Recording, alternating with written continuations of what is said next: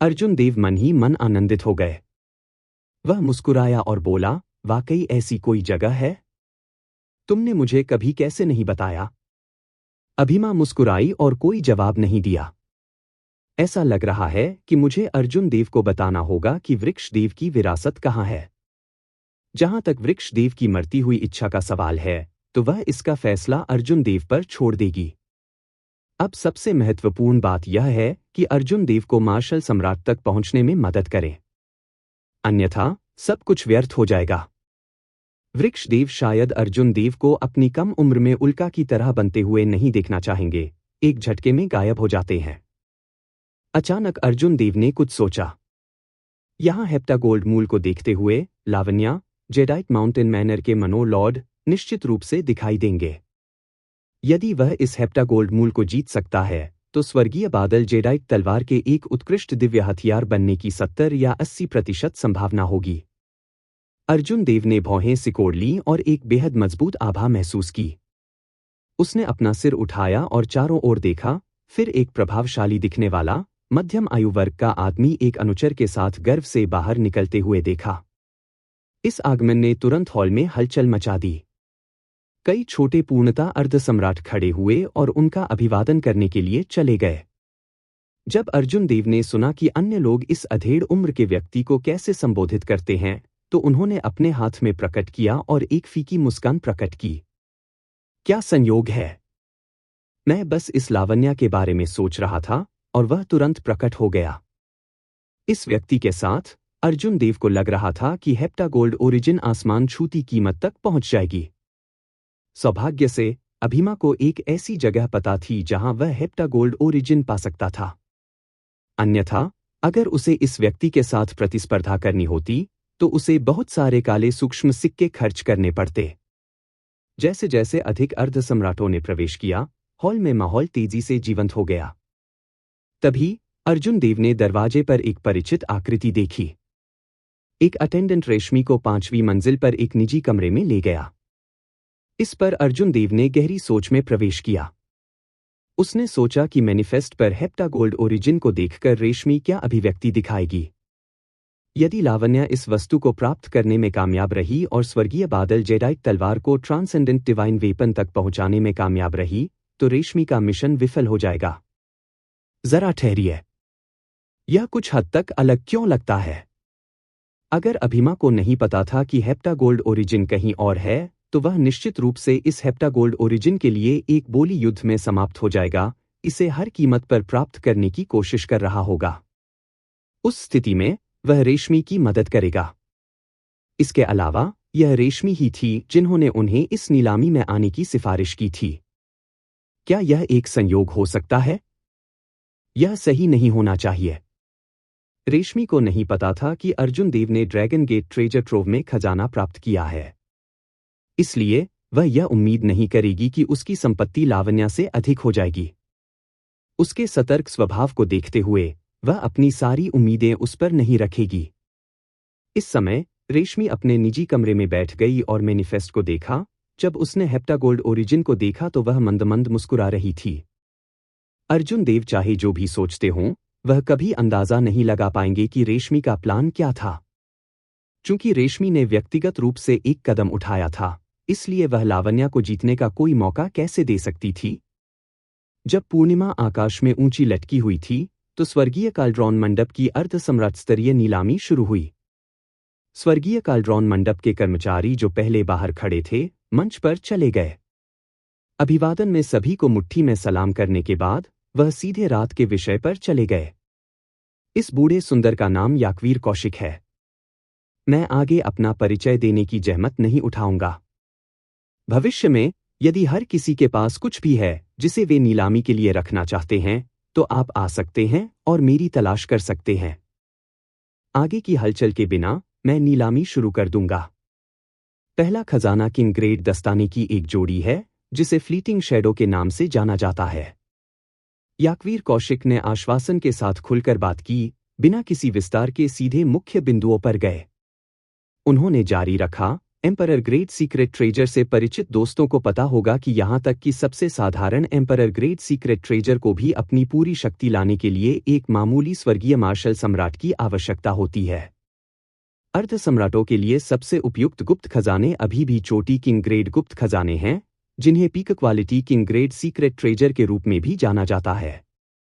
हमले की गति बढ़ाने के मूल कार्य के अलावा फ्लीटिंग शैडो ग्लव्स प्रतिद्वंद्वी के हमले के एक हिस्से को भी बेअसर कर सकते हैं। शुरुआती बोली कम से कम 1 लाख ब्लैक एस्ट्रल सिक्कों की वृद्धि के साथ 1 मिलियन ब्लैक एस्ट्रल सिक्के हैं। अर्जुन देव ने परिचय सुनने के बाद उनकी आंखें चमक उठीं। दस्ताने की यह जोड़ी बस उसके लिए बनाई गई थी। अपने हमले की गति को बढ़ाकर अर्जुन देव अपनी कृपाण को और भी तेजी से घुमा सकते थे। बल को नष्ट करने का कार्य मुट्ठी तकनीकों और हथेली तकनीकों का मुकाबला करते समय उसके युद्ध कौशल को भी बढ़ावा देगा। शायद कोई भी उपस्थित नहीं था जो अर्जुन देव की तरह था, जो ब्लेड्समैन होने के बावजूद करीबी युद्ध तकनीकों में समान रूप से कुशल था। 1 लाख 5 लाख काले सूक्ष्म सिक्के, 1 लाख 6 लाख काले सूक्ष्म सिक्के, 1 लाख 7 लाख काले सूक्ष्म सिक्के, 2 मिलियन काले सूक्ष्म सिक्के। किसी को भी कुछ अच्छा करने के लिए बोली लगाने से डरने की जरूरत नहीं थी। जैसे ही फ्लीटिंग शैडो ग्लव्स की इस जोड़ी के लिए बोली शुरू हुई, सभी ने बोली लगाने की युद्ध में कड़ी लड़ाई लड़ी, जल्दी से बोली को 2 मिलियन ब्लैक एस्ट्रल सिक्कों तक बढ़ा दिया, शुरुआती बोली से 2 गुना। इस घटनाक्रम ने अर्जुन देव को चकित कर दिया। वास्तव में बहुत सारे अमीर लोग थे। कुछ ही क्षणों में शुरुआती बोली 2 गुनी हो गई। दरअसल अर्जुन देव को यह नहीं पता था कि इस तरह की नीलामी शायद ही कभी होती हो। इस नीलामी की घोषणा होने से पहले कई अर्ध सम्राटों ने पहले ही इसके लिए बचत करना शुरू कर दिया था।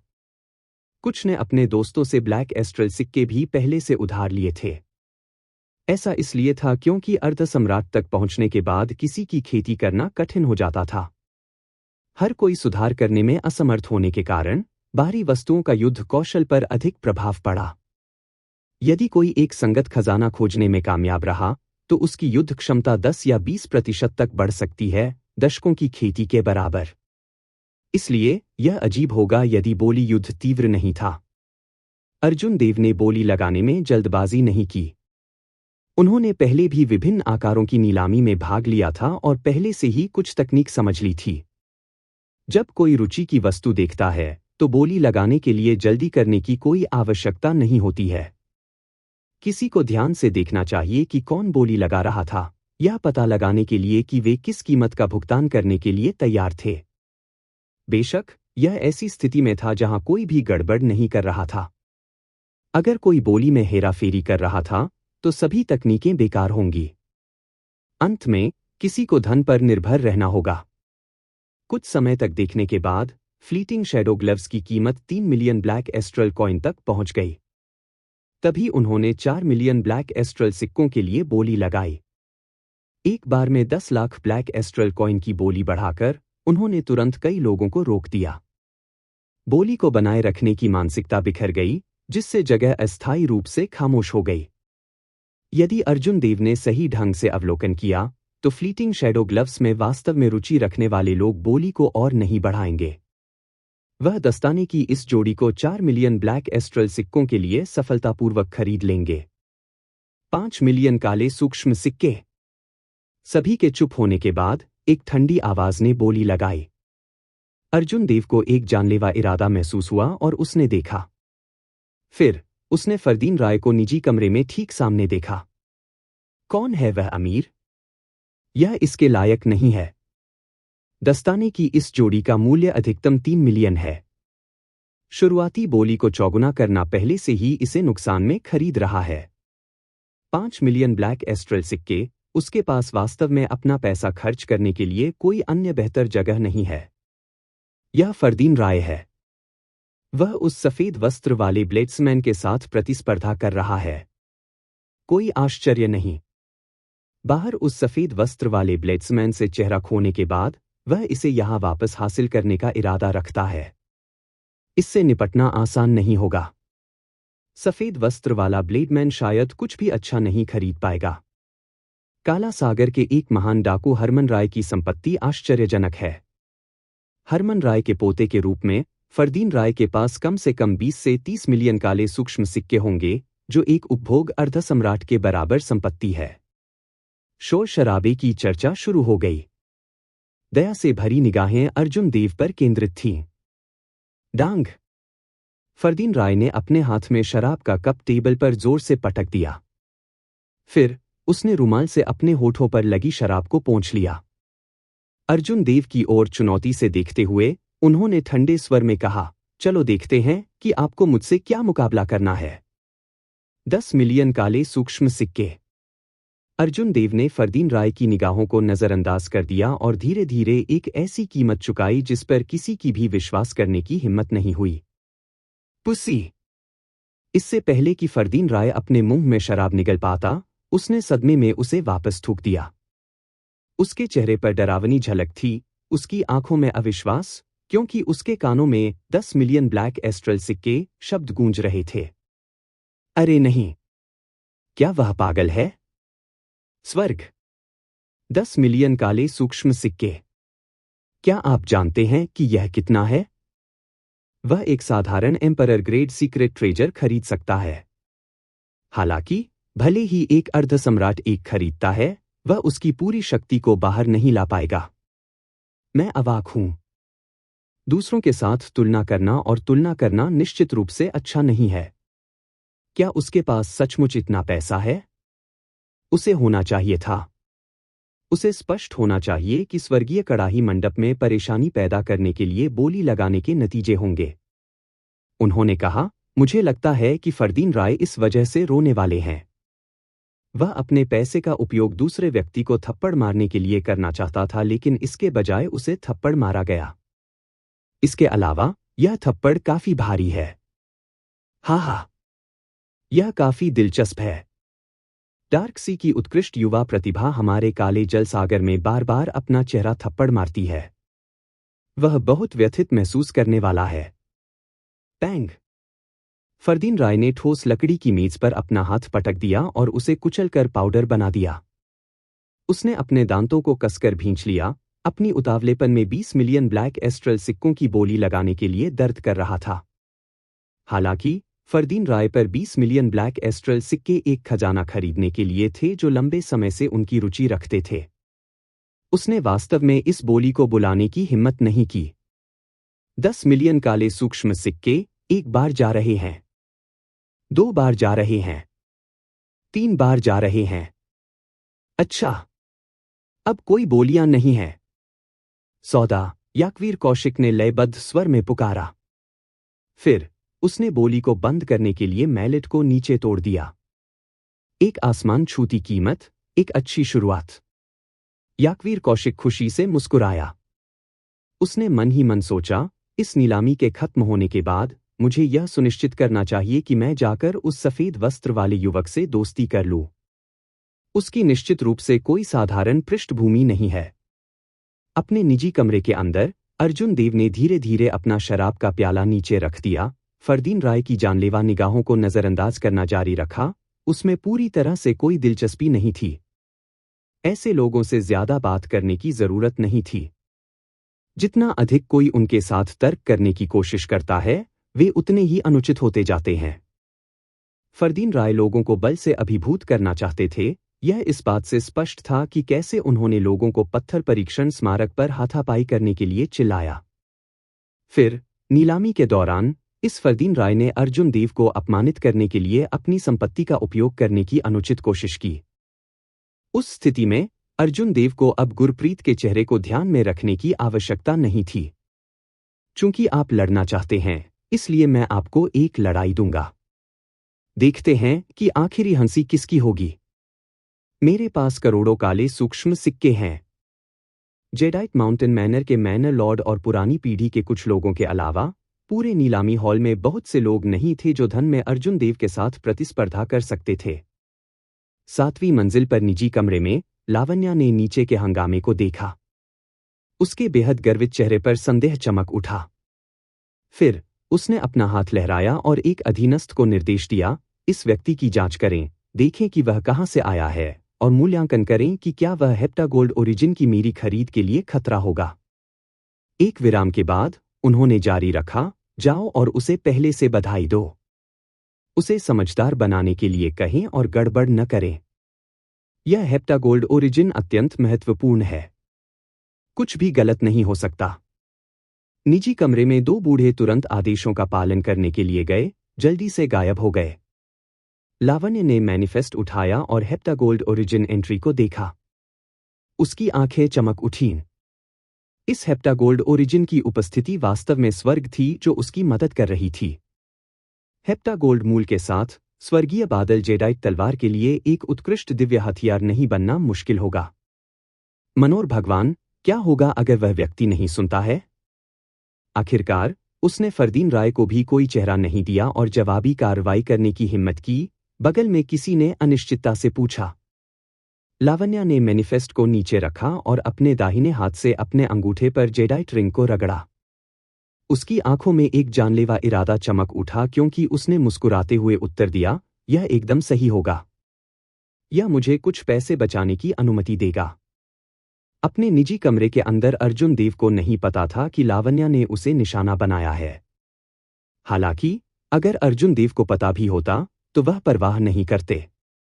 उसके पास जो सोलर प्लम पंख था वह एक ग्रेटर हेवनली मार्शल सम्राट को वापस मजबूर कर सकता था। वह लावण्या से क्यों डरेगा? इस समय अर्जुन देव ने खुशी से भुगतान किया और फ्लीटिंग शैडो ग्लव्स को उत्साह से देखा। अपना आध्यात्मिक चिन्ह स्थापित करने के बाद उन्होंने तुरंत उन्हें पहना था। फ्लीटिंग शैडो ग्लव्स बेहद नरम सामग्री से बने थे। एक शिखर शोधन ग्रैंडमास्टर ने एक नरम मिश्र धातु में कई दिव्य सामग्रियों को मिलाने के लिए उत्कृष्ट कौशल का उपयोग किया था। दस्तानों की सतह पानी की तरह चिकनी लग रही थी। अर्जुन देव द्वारा उन्हें पहनने के बाद उन्होंने अपनी उंगलियों की आधी लंबाई को खुला छोड़ दिया, जिससे उनके लिए चीजों को संभालना अधिक सुविधाजनक हो गया। दस्तानों के पिछले हिस्से पर एक निशान था। बल को फैलाने के लिए संरचनाओं को वहां के दस्ताने में जड़ा गया था। निजी कमरे के भीतर अर्जुन देव ने दस्ताने की कोशिश की। जब उसने हमला किया तो हवा की आवाज भी नहीं थी। उनके नाम की तरह उनकी हरकतें क्षणभंगुर छाया की तरह थीं। ऐसा लग रहा था कि उसके हाथ हवा में विलीन हो गए हैं, बिल्कुल भी प्रतिरोध का अनुभव नहीं कर रहे हैं। अर्जुन देव की आक्रमण गति में लगभग 20% की वृद्धि हुई। जहां तक नष्ट करने वाले बल के प्रभाव का सवाल है, वह केवल वास्तविक युद्ध में ही इसका परीक्षण कर सकता था। दस्तानों की इस जोड़ी के साथ अर्जुन देव की युद्ध क्षमता में काफी वृद्धि हुई। जब तक उसका प्रतिद्वंद्वी कोई ऐसा व्यक्ति नहीं था जो 10 वर्षों से अधिक समय से उपभोग अर्धसम्राट में फंसा हुआ था या जिसने एक गहन साधना तकनीक विकसित की थी, तब तक अर्जुन देव एक उपभोग अर्धसम्राट के खिलाफ अपनी पकड़ बनाए रखने में सक्षम होगा। भले ही वह उन्हें हरा न सके, लेकिन उन्हें पूरा भरोसा था कि वे उनसे नहीं पिटेंगे। एक नया उन्नत महान पूर्णता अर्धसम्राट समान शर्तों पर एक उपभोग अर्धसम्राट का सामना कर रहा है, कोई भी ऐसी बात पर विश्वास नहीं करेगा। वहीं छठी मंजिल के एक प्राइवेट रूम में भी मौजूद सूर्य वर्मा और लुओशिया ने अर्जुन देव को फ्लीटिंग शैडो ग्लव्स पहने हुए साफ देखा।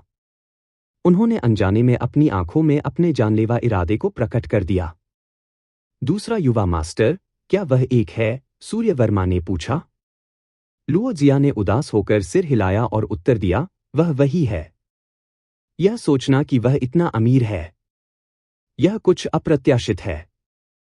मुस्कुराते हुए सूर्य वर्मा ने कहा, दूसरे युवा गुरु, निश्चिंत रहें। नीलामी समाप्त होने के बाद मैं किसी को उसके पीछे आने के लिए भेजूंगा। उस समय हम न केवल दूसरे यंग मास्टर को उसे सबक सिखाने में मदद करेंगे, बल्कि हम दूसरे यंग मास्टर को दस्ताने की उस जोड़ी को छीनने में भी मदद करेंगे। लुओजिया के चेहरे पर एक फीकी मुस्कान दिखाई दी। फिर उन्होंने कहा, अच्छा, हालांकि मुझे दस्ताने की उस जोड़ी की जरूरत नहीं है। फिर भी उन्हें पहले भाई को देना अच्छा होगा। मजबूत अंतर्धाराओं के बीच नीलामी तीव्र गति से जारी रही। एक के बाद एक कई खजाने उच्च कीमतों पर बेचे गए।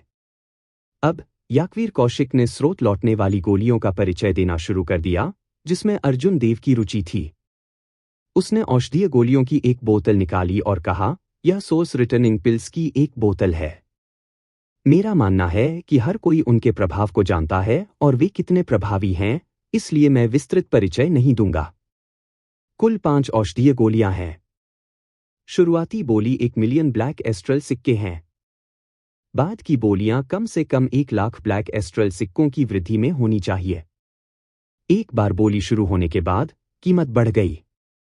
इस तरह की औषधीय गोली का उपयोग किसी के जीवन की रक्षा करने और महत्वपूर्ण क्षण में स्थिति को बदलने के लिए किया जाएगा। यह बस एक दिव्य दवा की तरह था जो कानून ऊर्जा की तत्काल वसूली की अनुमति देता था। लोगों के लिए दिलचस्पी न लेना असंभव था। 4 मिलियन ब्लैक एस्ट्रल सिक्के, 4 लाख 5 लाख काले सूक्ष्म सिक्के, 5 मिलियन काले सूक्ष्म सिक्के, 6 मिलियन काले सूक्ष्म सिक्के। आखिरकार हर बार जब किसी ने बोली लगाई तो उन्होंने ऐसा 1 मिलियन से किया, जो अर्जुन देव की उम्मीदों से कहीं अधिक था। हालांकि जब अर्जुन देव ने ध्यान दिया तो उन्होंने महसूस किया कि बोली लगाने वाले अधिकांश लोग महान पूर्णता अर्धसम्राट थे। बहुत कम उपभोग अर्धसम्राटों ने बोली लगाई। इस बारे में आगे सोचने के बाद उन्होंने निष्कर्ष निकाला कि इस स्रोत रिटर्निंग गोली का शायद उपभोग अर्धसम्राटों के लिए तात्कालिक प्रभाव नहीं होगा। 10 मिलियन काले सूक्ष्म सिक्के। अचानक किसी ने सीधे 4 मिलियन ब्लैक एस्ट्रल सिक्कों की बोली बढ़ा दी, जो हर कीमत पर इन औषधीय गोलियों की इच्छा का रवैया प्रदर्शित करता है। इससे कई लोगों की आवाज दब गई जो बोली लगाना चाहते थे। हालांकि सोर्स रिटर्निंग पिल अच्छी थी, लेकिन इसकी कीमत 10 मिलियन ब्लैक एस्ट्रल कॉइन नहीं थी। अर्जुन देव ने आवाज की दिशा में देखा। बोली लगाने वाला फरदीन राय था, जो काला सागर का एक महान डाकू हरमन राय का वंशज था। फरदीन राय को इन सोर्स रिटर्निंग पिल्स को प्राप्त करने की जरूरत थी, चाहे कुछ भी हो। जैसे ही उन्होंने बोली लगाई, उन्होंने एक प्रभावशाली रवैया दिखाया, जिससे कई लोगों की उम्मीदें खत्म हो गईं। लानत है। धन का उपयोग करके इन उत्तराधिकारियों के साथ प्रतिस्पर्धा करना वास्तव में अनुचित है। वह निश्चित रूप से भाग्यशाली है कि उसके पास एक अच्छा दादा है। 10 मिलियन काले सूक्ष्म सिक्के शायद एक संप्रभु मार्शल सम्राट के लिए कुछ भी नहीं है। ईर्ष्यालु अर्ध सम्राटों का एक समूह शिकायत करने में मदद नहीं कर सका जब उन्होंने 10 मिलियन ब्लैक एस्ट्रल सिक्कों की बोली सुनी। ऐसा नहीं था कि इन अर्ध सम्राटों के पास 10 मिलियन काले सूक्ष्म सिक्के नहीं थे। हालांकि वे सिर्फ 5 स्रोत लौटने की गोलियां खरीदने के लिए 10 मिलियन काले सूक्ष्म सिक्कों का उपयोग स्वीकार नहीं कर सका। यह लागत प्रभावी नहीं था। जैसा कि फरदीन राय ने नीचे दी गई चर्चाओं को सुना, उन्होंने एक अहंकारी मुस्कान प्रकट की। पहले ये सभी लोग उस पर हंस रहे थे।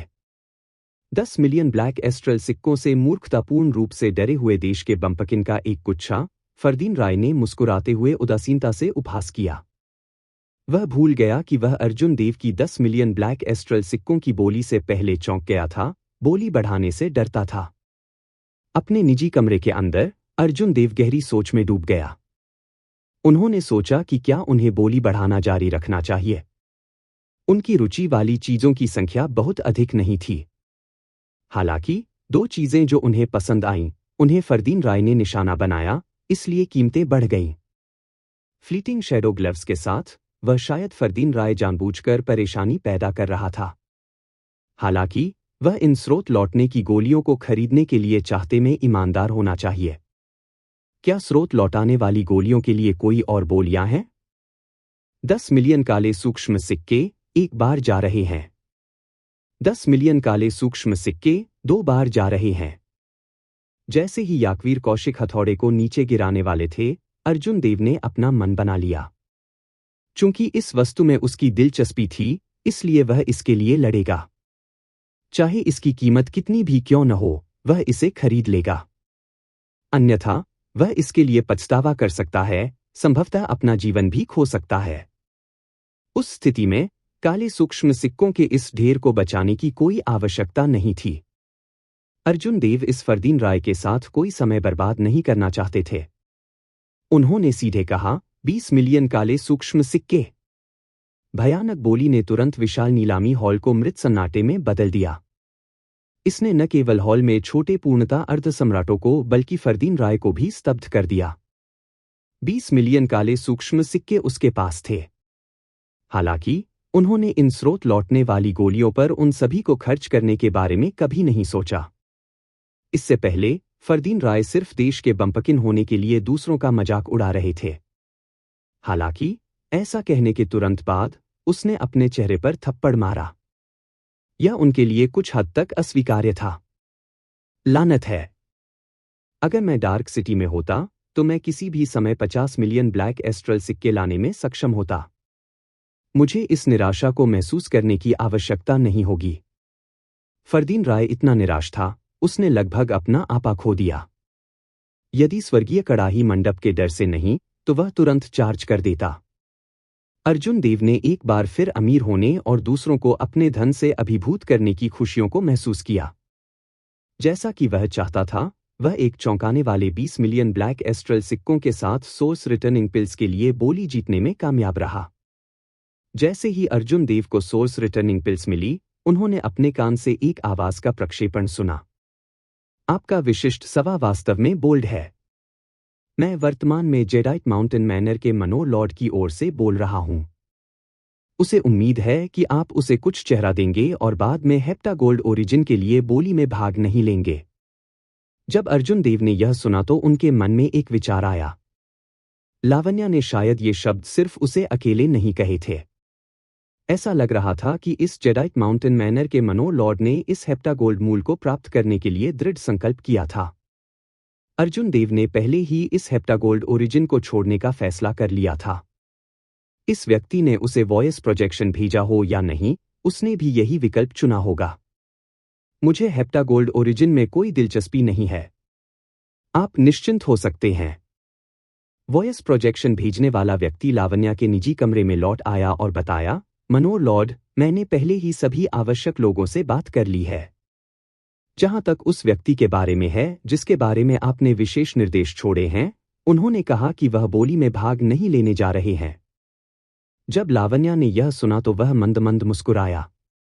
मैं, लावण्या, अभी भी ब्लैक वाटर सिटी में कुछ प्रतिष्ठा रखता हूं। लूनर पैलेस के लोगों को शायद हेप्टागोल्ड ओरिजिन की उम्मीद नहीं थी कि हेप्टागोल्ड ओरिजिन हेवनली काल्ड्रॉन पवेलियन में नीलामी के लिए होगी। आज हेप्टागोल्ड ओरिजिन प्राप्त करने के बाद जेडाइट माउंटेन मैनर के पक्ष को ट्रांसेंडेंट डिवाइन वेपन की सफलता के लिए अपनी तैयारी करने के लिए प्राप्त करें। इतनी जल्दी? क्या हम इसे अगले महीने की 15 तारीख को नहीं करने जा रहे थे? निजी कमरे में दूसरे व्यक्ति ने कुछ आश्चर्य के साथ पूछा।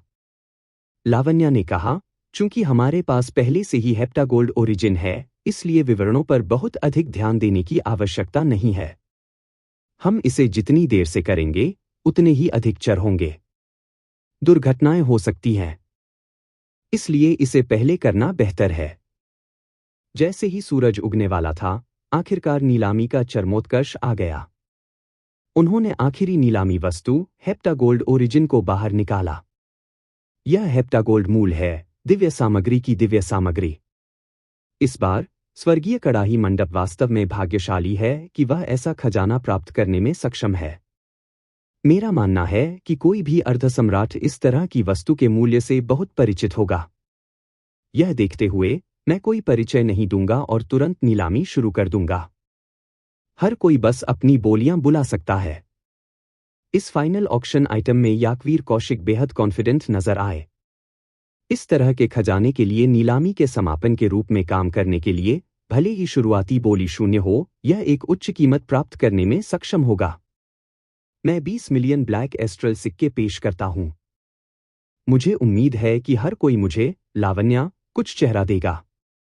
माई जेडाइट माउंटेन मैनर की स्वर्गीय बादल जेडाइट तलवार सूरज उगने के बाद ट्रांसेंडेंट डिवाइन वेपन के लिए अपनी सफलता हासिल कर रही होगी।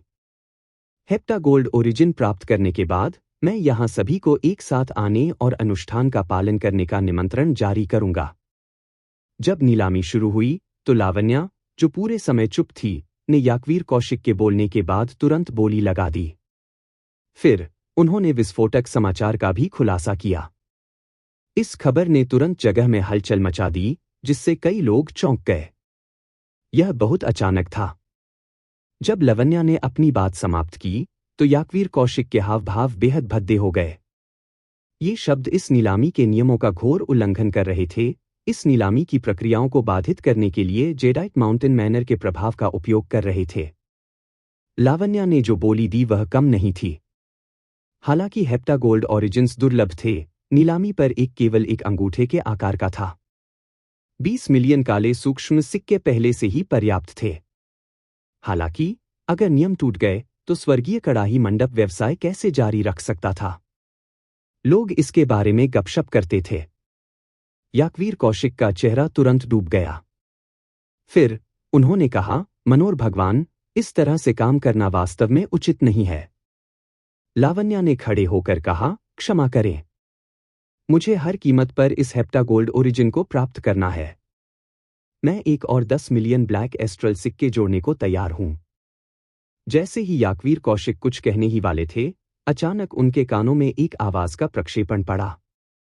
हेवनली काल्ड्रॉन पवेलियन के प्रबंधक, जिन्होंने पर्दे के पीछे काम किया, ने संदेश भेजा कि विक्रेता 30 मिलियन ब्लैक एस्ट्रल सिक्कों की कीमत स्वीकार करने को तैयार था। यह सुनकर याकवीर कौशिक ने जो शब्द कहने वाले थे, उन्हें निगल लिया। फिर उसने अपना स्वर बदला और कहा, बहुत अच्छा, मैं इसे जेडाइट सॉवरेन को कुछ चेहरा देने के रूप में मानूंगा। स्वर्गीय काल्ड्रॉन मंडप नीलामी में भाग लेने के आपके अधिकारों को रद्द नहीं करेगा। हालांकि हेवनली काल्ड्रॉन मंडप एक व्यवसाय है और अभी भी प्रतिस्पर्धी बोलियों का स्वागत करेगा।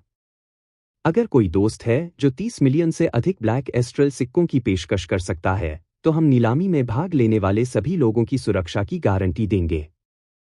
उन्हें किसी और से धमकी नहीं दी जाएगी। जब लावण्या ने याकवीर कौशिक की बात सुनी, तो उसने एक फीकी मुस्कान प्रकट की। उसे डर था कि स्वर्गीय कड़ाही मंडप क्रोधित हो जाएगा और उसे बाहर फेंक देगा। अगर ऐसा होता तो लावण्या कुछ नहीं कर पाती।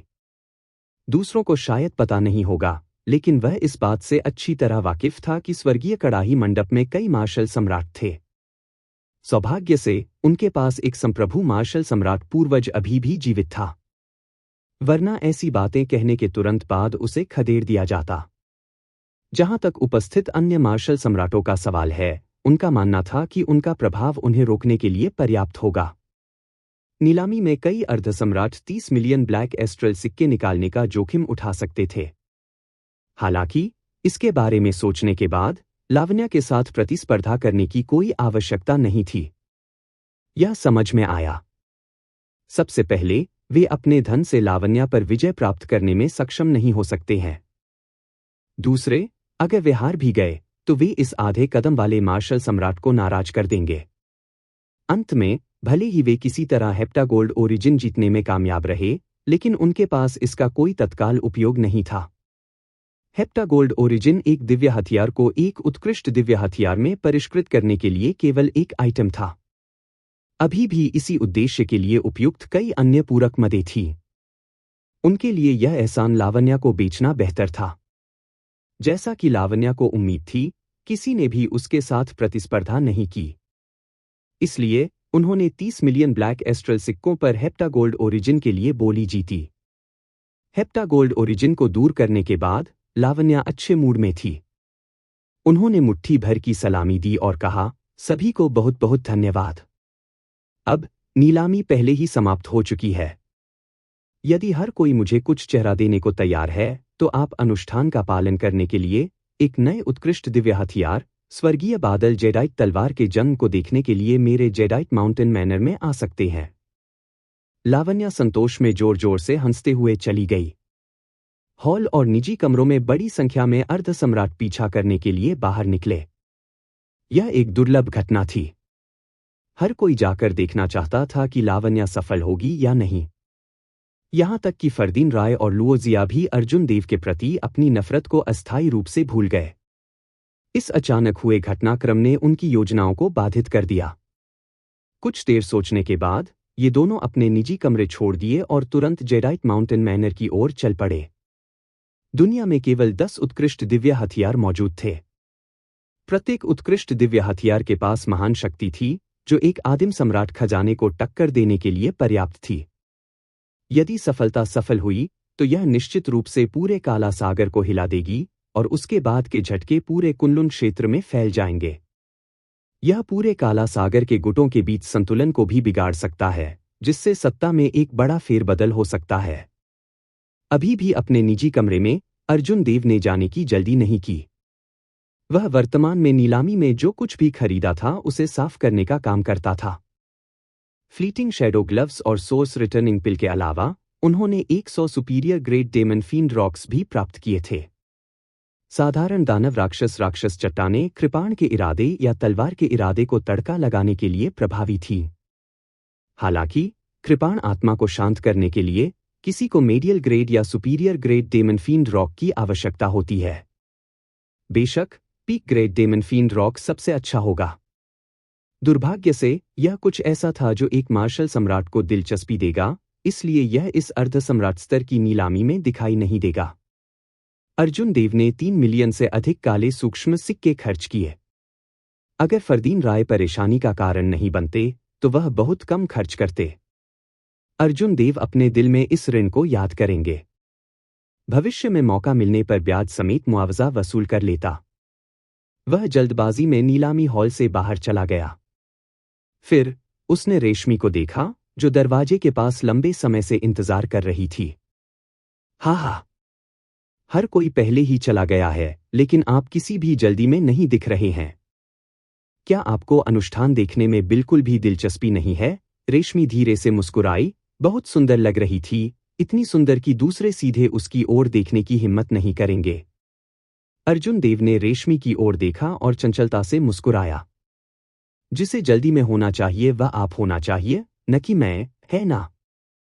यदि चौंकाने वाली विंड जिथर डिवाइन वेपन रैंकिंग से बाहर हो जाती है तो आप नुकसान को संभालने में सक्षम नहीं होंगे। यदि रेशमी ने इस तरह के मिशन को विफल कर दिया तो पवित्र बेटी के रूप में उसकी स्थिति निस्संदेह प्रश्न में पड़ जाएगी। अर्जुन देव को विश्वास नहीं था कि चंद्रमहल में उनका कोई मुकाबला नहीं है, कोई दबाव नहीं है। ऐसा लगता है कि आपने कमोबेश इस मामले के विवरण का अनुमान लगा लिया है। जैसे ही रेशमी चलती गई उसके हाव भाव नहीं बदले। उसने शांति से कहा, हालांकि स्वर्गीय मूल की गोली के साथ जो आपने मुझे दी है, मेरी दीर्घायु कला निश्चित रूप से 12वीं परत तक पहुंच सकती है। पवित्र बेटी के रूप में मेरी स्थिति को कोई खतरा नहीं होगा, इसलिए मैं बिल्कुल भी चिंतित नहीं हूं। रेशमी के शांत भाव ने अर्जुन देव के प्रयासों को निराश कर दिया कि वह वास्तव में क्या सोच रही थी। चलते हुए दोनों बातें कर रहे थे। हालांकि उनकी गति बिल्कुल भी धीमी नहीं थी। आमतौर पर जब सूरज उगता था और प्रकाश की पहली किरणें भेजता था तो वह सारा अंधेरा दूर कर देता था, जिससे आकाश उज्ज्वल और साफ हो जाता था। हालांकि काला सागर अक्सर काले बादलों से ढका रहता था, जिससे हर जगह प्रकाश बिखरने के साथ शानदार सूर्योदय का आनंद लेना असंभव हो जाता था। इसने वास्तव में किसी को भोर की याद दिलाई। Jadeite mountain manner black water city के भीतर था, जो पहाड़ों और नदियों के बीच बैठा था। हालांकि आसपास के कई पहाड़ और नदियां निश्चित रूप से एक नज़र में पहाड़ों या नदियों की तरह नहीं दिखती थी। जब कोई पहाड़ों, नदियों, पेड़ों और बादलों के चारों ओर तैरते हुए छोटे रास्ते पर चलता था तो ऐसा लगता था कि कोई पेंटिंग के भीतर चल रहा है। अफवाह यह थी कि जेडाइट सॉवरेन ने व्यक्तिगत रूप से जेडाइट माउंटेन मैनर के आसपास का परिदृश्य बनाया था। इस परिदृश्य में अद्भुत संरचनाओं का एक समूह था जो पूरे पहाड़ी जागीर को आसपास के प्राकृतिक परिदृश्य के साथ मिला देता था। यदि गठन सक्रिय हो गया तो संप्रभु मार्शल सम्राटों को भी तोड़ना मुश्किल होगा। पूरे ब्लैक वाटर सिटी के भीतर जेडाइट माउंटेन मैनर को एक प्रसिद्ध मील का पत्थर माना जा सकता है। साल भर कई लोग घूमने आते थे। जैसे ही अर्जुन देव जेडाइट माउंटेन मैनर के अंदर घूमते थे वह बहुत प्रभावित हुए। वह बता सकता था कि जेडाइट सॉवरेन ने इसके हर हिस्से में बहुत प्रयास किया था। किसी भी छोटे परिवर्तन या क्षति के परिणामस्वरूप एक बड़ा बदलाव हो सकता है। यह जेडाइट सॉवरेन वास्तव में अविश्वसनीय था। ज्यामिति की उनकी महारत शायद उस स्तर पर पहुंच गई जिसकी बराबरी कुछ ही कर सकते थे। जब अर्जुन देव ने महसूस किया कि पहाड़ी जागीर अपने परिवेश में कैसे विलीन हो गई तो उन्हें अचानक कुछ समझ में आ गया कि इस संप्रभु मार्शल सम्राट ने सांसारिक शक्ति की बिल्कुल भी परवाह क्यों नहीं की, जेडाइट माउंटेन मैनर के प्रभाव को विकसित करने में कोई दिलचस्पी नहीं रखी। इसके बजाय जेडाइट सॉवरेन ने अपने वंशजों के लिए कोई विशेष देखभाल नहीं दिखाते हुए जेडाइट माउंटेन मैनर का प्रबंधन करने के लिए लोगों को खोजने के बाद इधर उधर घूमने का फैसला किया। इस तरह के संप्रभु मार्शल सम्राट के लिए इस काला सागर से उभरना वास्तव में एक चमत्कार था, जहां जंगल का कानून शासन करता था, जहां ताकत का शासन था। जब अर्जुन देव पहाड़ी जागीर के पास पहुंचे तो वह यह सोचने में मदद नहीं कर सके, जेडाइट सॉवरेन की ताकत निश्चित रूप से कम नहीं है। उनकी मानसिक स्थिति को देखते हुए उनके लिए प्राइम में आगे बढ़ना काफी संभव होना चाहिए। रेशमी ने पहाड़ी जागीर के खूबसूरत द्वारों को देखा, यह सोचकर कि इस जगह को संभालने के लिए कितने अर्धसम्राटों ने कड़ी मेहनत की। थोड़ी देर बाद वह आगे बढ़ी और उदासीनता से बोली, यह स्वाभाविक है। यदि जेडाइट सॉवरेन इतना मजबूत नहीं होता, भले ही लावण्या के पास 10 गुना साहस होता, तो वह एक दिव्य हथियार को एक उत्कृष्ट दिव्य हथियार में बदलने की कोशिश करने की हिम्मत नहीं करता। हालांकि वह अंत में सिर्फ एक मूर्ख है। वह नहीं जानता कि वह क्या कर रहा है। यदि अनुष्ठान वास्तव में सफल होता है तो लावण्या अपना जीवन नहीं रख पाएगा, भले ही जेडाइट सॉवरेन वापस आ जाए। अर्जुन देव ने महसूस किया कि उसका हृदय कांप रहा है। एक आदमी की संपत्ति उसका अपना विनाश थी। भले ही चंद्रमहल ने लावण्या के लिए परेशानी की तलाश नहीं की, काला सागर के अन्य गुट तुरंत स्वर्गीय बादल जेडाइट तलवार छीनने की कोशिश करेंगे। उस समय खूनी तूफान आएगा। आधे कदम वाले मार्शल सम्राट के रूप में लावण्या स्थिति को संभालने में सक्षम नहीं होगी। जेडहरे रंग के वस्त्र पहने पहाड़ी जागीर का एक गार्ड अर्जुन देव और रेशमी को देखते ही वहां से चला गया। फिर उसने मुट्ठी बांधकर सलामी दी और विनम्रता से पूछा, क्या आप दोनों अनुष्ठान देखने के लिए जागीर में प्रवेश कर रहे हैं? अर्जुन देव ने सिर हिलाया। स्वर्गीय कड़ाही मंडप में रहते हुए मनोर लॉर्ड फिजो ने हमें देखने के लिए आने के लिए आमंत्रित किया। हालांकि कुछ मामलों के कारण हमें देर हो रही है। वह व्यक्ति सौहार्दपूर्ण ढंग से मुस्कुराया और कहा, आप दोनों को वास्तव में थोड़ी देर हो गई है। अनुष्ठान पहले ही शुरू हो जाना चाहिए था। मैं आपको अवलोकन मंच पर लाऊंगा। जेडहरे वस्त्र वाले कल्टीवेटर ने अर्जुन देव और रेशमी को रोकने का कोई इरादा नहीं दिखाया। इसके बजाय वह उदारतापूर्वक उन्हें अवलोकन मंच पर ले गया, बहुत चौकस सेवा प्रदान की। अर्जुन देव ने मुस्कुराते हुए गार्ड को धन्यवाद दिया। हालांकि वह मन ही मन सोच रहा था, वास्तव में यह लावण्या क्या सोच रहा है। स्पष्ट रूप से लावण्या ने पहले ही लोगों को समय से पहले ही किसानों के इस समूह के साथ बात करने के लिए भेज दिया था। इसलिए इन अर्ध सम्राटों के लिए अनुष्ठान ही कोई आश्चर्य की बात नहीं थी। यह अगले महीने की 15 तारीख के लिए योजनाओं को आज तक स्थानांतरित कर रहा था। बस इन विवरणों से कोई यह बता सकता है कि लावण्या ने स्वर्गीय बादल जेडाइट तलवार को एक उत्कृष्ट दिव्य हथियार में बदलने के लिए बहुत प्रयास किया। उद्देश्यों में से एक यह था कि जितना संभव हो उतना बड़ा हंगामा मचाना था, यह सुनिश्चित करना कि हर कोई जानता हो। जैसे ही अर्जुन देव ने काला सागर में प्रवेश किया, उन्हें निमंत्रण मिला। इससे वह यह अनुमान लगा सकता था कि लावण्या ने सबसे बड़ी धूम मचाने के लिए बहुत पहले ही तैयारी कर ली थी। अगर यह सिर्फ एक साधारण घटना होती तो कोई समस्या नहीं होती। हालांकि एक दिव्य हथियार को एक उत्कृष्ट दिव्य हथियार में बदलना लावण्या पर एक लक्ष्य को चित्रित करेगा। किसी भी तरह की खबर लीक होने से घटना विफल हो सकती है, जो रेशमी जैसे लोगों को आकर्षित कर सकती है। यहां तक कि एक साधारण व्यक्ति भी इस तरह के एक सरल सिद्धांत को समझ सकता है। रेशमी ने कहा कि यह व्यक्ति इस विश्वास में घमंड कर रहा था कि वह सफल होगा। इसलिए वह अधिक लोगों को बुलाने से नहीं डरते थे। अब तक अर्जुन देव इस बात से सहमत थे कि यह लावण्य वास्तव में असाधारण रूप से अहंकारी था। हालांकि वह बात के मूल्यांकन से असहमत थे। अर्जुन देव ने अनुमान लगाया कि इस लावण्या का प्राथमिक उद्देश्य एक दिव्य हथियार बनाना नहीं था, बल्कि जितना संभव हो उतना बड़ा हंगामा करना था, जिसका आदर्श परिणाम एक खूनी तूफान को ट्रिगर करने का था। हालांकि अर्जुन देव इस अनुमान के बारे में बहुत आश्वस्त नहीं थे, क्योंकि लावण्य के लिए कोई तार्किक लाभ नहीं है। हम आ गए हैं। जेडाइट माउंटेन मैनर गार्ड दोनों को देखने के मंच पर सीटों पर ले आया।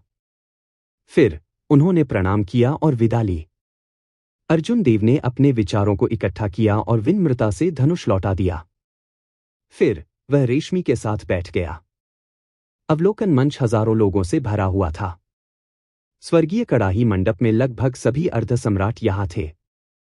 यहां तक कि कुछ अर्धसम्राट भी थे जो स्वर्गीय कड़ाही मंडप में नहीं गए थे, लेकिन किसी तरह इस जानकारी को पकड़ने में कामयाब रहे। अवलोकन मंच से कई किलोमीटर की दूरी पर एक विशाल खाली जगह थी।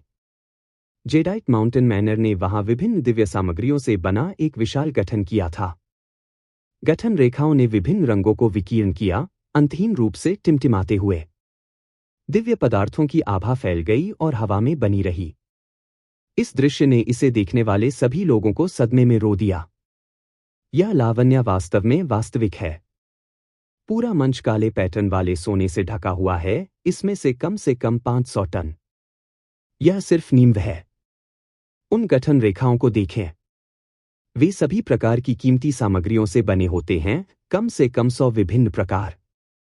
उसने लगभग वह सब कुछ निकाल लिया जो जेडाइट सॉवरेन ने पीछे छोड़ दिया था। अगर वह सफल नहीं होता है तो वह बहुत बड़ा नुकसान उठाएगा। गठन के केंद्र में रखी एक वेदी में जेडाइट माउंटेन मैनर में धधकती लपटों के बीच एक लाल रंग की तलवार को छुरा घूंपा गया था। तलवार की मूठ एक टिमटिमाती जेडाइट के साथ जड़ी हुई थी। यहां तक कि एक मजबूत लौ भी उस जेडाइट की चमक को कम नहीं कर पाएगी, जो कभी कभी प्रकाश की कुछ बहुत चमकदार किरणों के साथ जगमगाती थी। यह दोपहर के समय सूरज से भी अधिक चमकीला था, जिससे हर कोई इसे सीधे घूरने से रोक रहा था। यह एक जेडाइट था जिसे जेडाइट सॉवरेन ने तारों वाले स्वर्ग में एक पूरे तारे को परिष्कृत करके बनाया था। इसमें असीम ऊर्जा थी और यह अफवाह थी कि यह दुनिया में एकमात्र है। यह असाधारण रूप से कीमती था, यहां तक कि मार्शल सम्राटों को भी लुभाता था। अर्जुन देव ने आग की लपटों के बीच से झांका, उन्हें अतीत में देखा। उन्होंने जिस चीज पर अधिक ध्यान केंद्रित किया वह तलवार का ब्लेड था जो लाल रंग की रोशनी दे रहा था। तलवार का ब्लेड जीवित लग रहा था क्योंकि यह एक लाल रंग की रोशनी के साथ स्पंदित हो रहा था जो नसों में बहने वाले रक्त की तरह दिखता था, जिससे यह आभास होता था कि तलवार एक निर्जीव वस्तु के बजाय जीवित थी। अर्जुन देव इस तलवार के पिछले मालिक ब्लड स्वॉर्ड सॉवरन महान मार्शल सम्राट के बारे में सोचने में मदद नहीं कर सके, जो काला सागर में थंडर फायर सॉवरेन से भी अधिक शानदार था। अनुष्ठान पहले ही शुरू हो चुका था। नंगे धड़ और गंभीर भावों के साथ कई तलवारधारी बड़े गठन के चारों ओर इकट्ठे हुए। सुनहरी लौ के झुरमुट उनके सभी हाथों में चारों ओर नाचते थे। ये वे लपटें थीं जिन्हें इन ग्रैंडमास्टर जालसाजों ने अपने पूरे जीवन में पोषित किया था, बेहद कीमती लपटें जिनका उपयोग विशेष रूप से स्पिरिट वेपन्स बनाने के लिए किया जाता था। लावण्या के आदेश पर प्रत्येक तलवारबाज ने गहरी हाथ की मुहरें बनाईं और अपनी लपटों को गठन के नोड्स में भेज दिया। उस पल में सभी प्रकार की दिव्य सामग्रियों से बना और काले पैटर्न वाले सोने की नींव पर निर्मित रंगीन चमकदार संरचना जल्दी से लौ ले ली, साथ ही बहुत अधिक कर्कश शोर भी हुआ। दिव्य सामग्रियों की कठोरता को देखते हुए केवल ऐसी लपटें ही उन्हें प्रज्वलित कर सकती थी। देख रहे कई अर्धसम्राट अपने दिलों में दर्द महसूस करने में मदद नहीं कर सके। आग की लपटों से निकलने वाली रोशनी आंखों को बहुत भाती लग रही थी। हालांकि जो चीजें जल रही थीं, वे बेकार कागज नहीं थीं, बल्कि एक साधारण मार्शल सम्राट की संपत्ति के बराबर ब्लैक एस्ट्रल सिक्कों की एक विशाल मात्रा के लायक दिव्य सामग्री थी। यहां तक कि अर्जुन देव को भी इस मनोर भगवान के लिए दिल का दर्द हुआ। यहां तक कि उनके पास इन दिव्य सामग्रियों के जलने के रूप में एक बेहिचक अभिव्यक्ति के साथ देखने का साहस नहीं था। जैसे ही आग की लपटें भड़की, दिव्य पदार्थ एक क्रिस्टलीय तरल में पिघल गए जो बहुत पहले निर्धारित पथ का अनुसरण करते हुए बीच में ज्वलंत वेदी की ओर बढ़ते हुए संरचना में चारों ओर बहता था। ग्रैंड मास्टर तलवारबाजों पर चिंता की अभिव्यक्ति स्पष्ट रूप से दिखाई दी। उन्होंने अपनी लपटों को नियंत्रित करते समय लापरवाह होने की हिम्मत नहीं की। बूम! जब सभी तरलीकृत दिव्य सामग्री वेदी में डाली गई, तो आग की लपटें अचानक भड़क उठीं। आग का एक स्तंभ बादलों में उड़ गया, जिससे तुरंत अंधेरे बादल छाए हुए थे जो सामान्य रूप से आकाश को छिपाते थे। आग की लपटें भड़कते ही काले बादल भी जलने लगे। बादलों को अवरुद्ध किए बिना सूरज की रोशनी नीचे चमक उठी।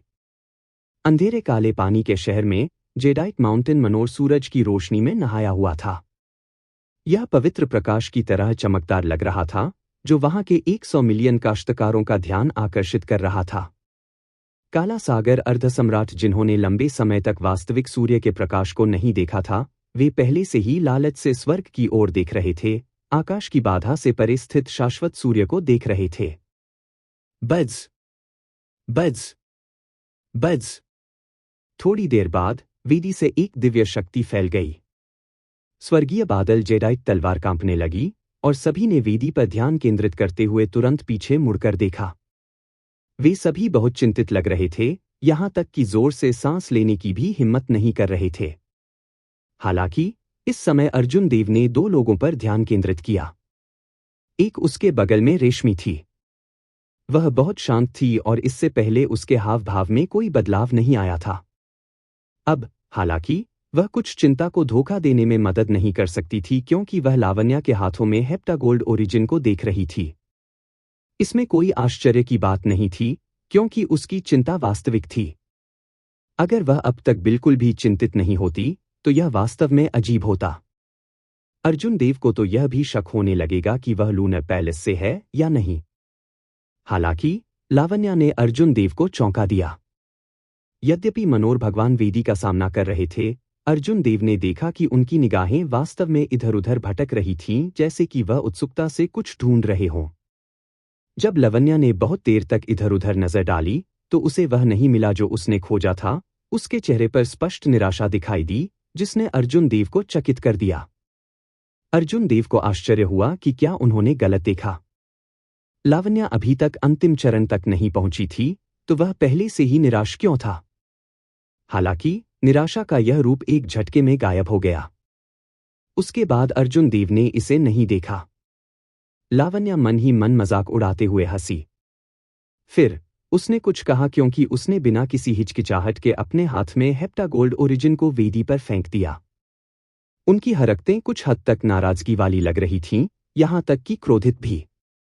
यदि उसके सावधानीपूर्वक नियंत्रण के लिए नहीं, तो उसकी आधेकदम वाली मार्शल सम्राट की खेती को देखते हुए उसकी आभा बेहद भयानक होगी। लावण्या को हेप्टागोल्ड ओरिजिन को बाहर फेंकते हुए देखने के बाद आसपास के बेहद चिंतित अर्ध सम्राटों के विपरीत रेशमी ने पूरी तरह से आराम किया। अर्जुन देव ने भौहें चढ़ा दीं, उनके दिल में अटकलें उठने लगीं। वह यह पता लगाने में कामयाब रहा कि लावण्या ने क्या कहा। 15 साल की तैयारी के बाद मैंने इस आकाश को फाड़ दिया, फिर भी मैं अभी भी आपको अपनी ओर देखने के लिए नहीं कह सकता। उस स्थिति में पूरे काला सागर पर एक खूनी तूफान आने दो। हालांकि सभी की निगाहें हेप्टागोल्ड ओरिजिन पर केंद्रित थीं और किसी और ने लावण्या को कुछ भी बोलते हुए नहीं देखा। केवल अर्जुन देव ने इसे देखा। हुश! टम्बलिंग हेप्टागोल्ड ओरिजिन ने वेदी पर उड़ान भरी। क्या स्वर्गीय बादल जेडाई तलवार सफलतापूर्वक एक उत्कृष्ट दिव्य हथियार बन जाएगी और एक खूनी तूफान को लात मारेगी? यह कुछ ही सांसों में पता चल जाएगा। हजारों अर्ध सम्राटों ने अपनी निगाहें उज्ज्वल हेप्टागोल्ड उत्पत्ति पर केंद्रित की। इन अर्ध सम्राटों के लिए हेप्टागोल्ड मूल का हर घुमाव बहुत स्पष्ट था। सभी ने अपनी सांसें रोक रखी थीं क्योंकि वे प्रत्याशा में देख रहे थे। हालांकि अर्जुन देव के दिल में एक बुरी भावना दिखाई दी। उसने रेशमी की ओर देखा जो उसके बगल में थी। उसने उसे तेजी से दुनिया की शक्ति को चलाते हुए और एक निराकार झोंके को बुलाते हुए देखा। एक भयानक आभा लगातार घूमती रही। अर्जुन देव ने मन ही मन सोचा कि यह अच्छा नहीं है। फिर उसने जल्दी से हेप्टागोल्ड ओरिजिन को देखा। हालांकि उसने केवल एक लाल रंग की रोशनी को देखा। हजारों निगाहों के नीचे वेदी में प्रवेश करने वाली हेप्टागोल्ड उत्पत्ति उम्मीद के मुताबिक स्वर्गीय बादल जेडाई तलवार में विलीन नहीं हुई।